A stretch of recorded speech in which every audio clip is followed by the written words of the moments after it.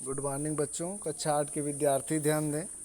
आज आप लोगों को सामाजिक विज्ञान पढ़ाया जा रहा है और सामाजिक विज्ञान के अंतर्गत पाठ 1 आपका है संसाधन एवं उनके प्रकार। अभी तक जो वीडियो आप लोगों के पास पहुंची वीडियो पार्ट 3 में आप लोगों को जो है कच्चा माल, खाद्य पदार्थ एवं ऊर्जा के संसाधन के बारे में बताया गया। आज हम चर्चा करेंगे कि विकसित और संभाव्य संसाधन क्या हैं। हमारे विकसित एवं संभाव्य संसाधन क्या हैं। विकसित संसाधन वह हैं जिनका मनुष्य ने विकास किया है, वह लगातार उपयोग में लाए जा रहे हैं। संभाव्य संसाधन वह संसाधन है जिनका अभी पूर्णतः विकास और उपयोग आरंभ नहीं हो पाया है। कहा जाए कि वे प्रारंभिक अवस्था में हैं और उनके भविष्य में विकसित होने की पूरी संभावनाएं मौजूद हैं। यानी कि ऐसे संसाधन जिनका उपयोग मनुष्य लगातार कर रहा है उसको जो है विकसित संसाधन कहते हैं, और जिनका अभी उपयोग मनुष्यों ने नहीं किया है, केवल मात्र संभावना है, उसको जो है संभाव्य संसाधन कहा जाता है। जैसे भारत की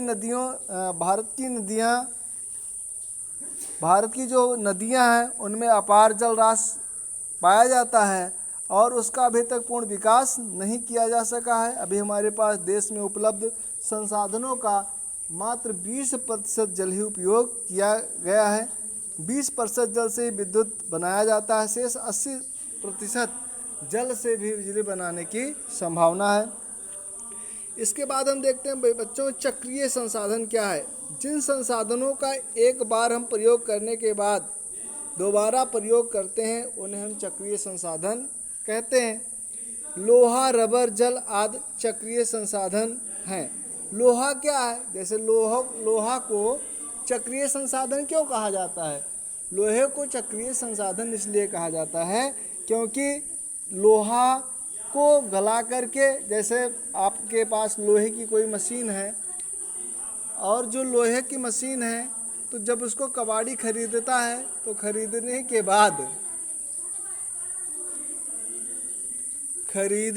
बाद जो है उसको पुनः जो है फिर से गलाया जाता है और गलाने के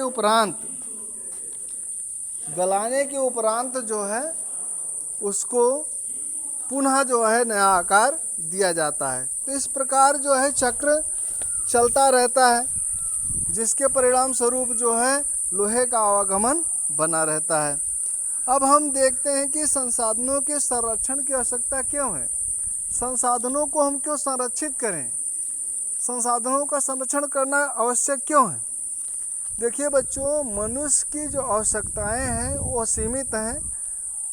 मनुष्य की आवश्यकताएं जो हैं असीमित हैं, जबकि प्रकृति ने जो हमको वस्तुएं दी हैं वो क्या हैं? सीमित हैं। प्रकृति ने हमको जो वस्तुएं दी हैं वो क्या हैं? सीमित हैं। जैसे पेड़ पौधे हमारे हैं, तो पेड़ पौधे अगर मनुष्य लगाना बंद कर दे तो क्या होगा? एक दिन ये पेड़ पौधे हमारे समाप्त हो जाएंगे। तो ऐसी स्थिति में मनुष्यों को जो है पर्यावरण का जो दोहन अधिक कर रहा है, व्यक्ति को जो है पर्यावरण का दोहन अधिक मात्रा में नहीं करना चाहिए। संसार में निरंतर जनसंख्या बढ़ रही है। संसार में जनसंख्या वृद्धि नियंत्रण लगातार हो रही है, जिसके परिणाम स्वरूप जो है आज जो संसाधन हैं इनमें कमी पाई जा रही है। जैसे आप ने संसाधन के बारे में जाने कि कुछ संसाधन परंपरागत होते हैं और कुछ ऐसे संसाधन होते हैं जो गैर परंपरागत होते हैं। तो ऐसी स्थिति में जैसे कोयला, पेट्रोल, डीजल ऐसे संसाधन हैं जो नष्ट होने के कगार पे हैं। अगर मनुष्य ने इसका विवेकपूर्ण ढंग से अगर दोहन नहीं किया तो ये क्या होगा? एक दिन ये समाप्त हो जाएगा। तो ऐसी स्थिति में आज देश के सामने सबसे बड़ी समस्या है कि असीमित आवश्यकता और सीमित साधनों के बीच लगातार संघर्ष है। जनसंख्या दिन पर दिन बढ़ रही है और जनसंख्या बढ़ने के साथ साथ मनुष्य की आवश्यकताएं भी लगातार बढ़ रही हैं। तो संसाधन क्या है? हमारे पास सीमित हैं और संसाधन सीमित हैं, लेकिन उपभोग करने वाले व्यक्ति जो है अधिक हैं। जैसे आप सपोज कीजिए कि पढ़ने वाले बच्चों की संख्या बहुत अधिक है और विद्यालयों की संख्या क्या है, कम है।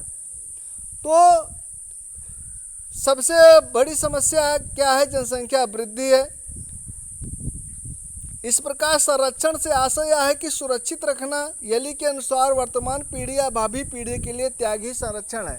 यानी कि संसाधनों का संरक्षण करना, जिसका उपयोग आज हम कर रहे हैं, कल आने वाले हमारे जो बच्चे हैं वो भी उन संसाधनों का उपयोग करें।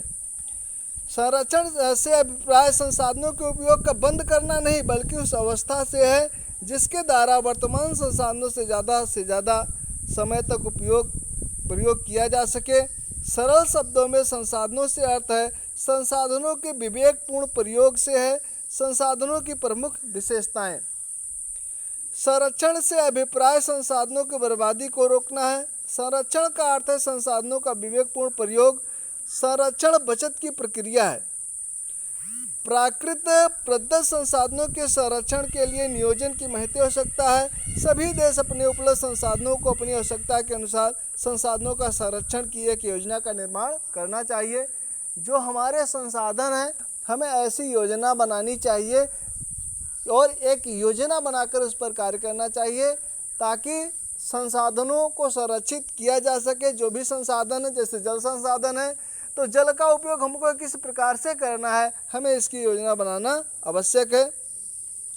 प्रकृत पद्धत संसाधनों के संरक्षण के लिए नियोजन की महती आवश्यकता है। सभी देश जो है संसाधनों का उपयोग, सभी जो देश हैं, सभी देशों को जो है संसाधनों को अपने सभी संसाधनों को जो है उनको आवश्यकता के अनुसार उपयोग करना चाहिए।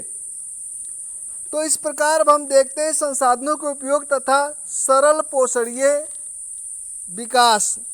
संसाधनों की मांग विभिन्न देशों में भिन्नता पाई जाती है।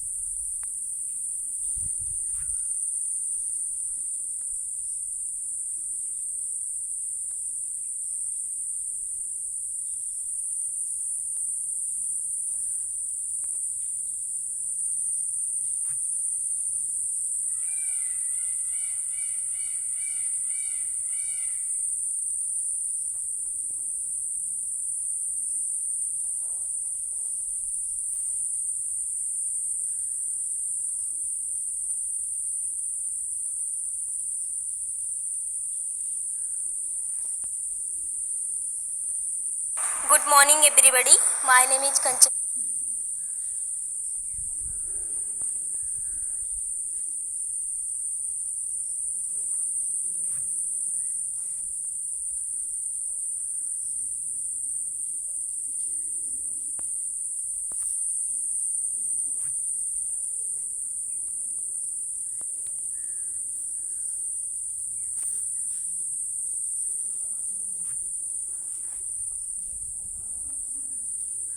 एक बनावा भी इसमें।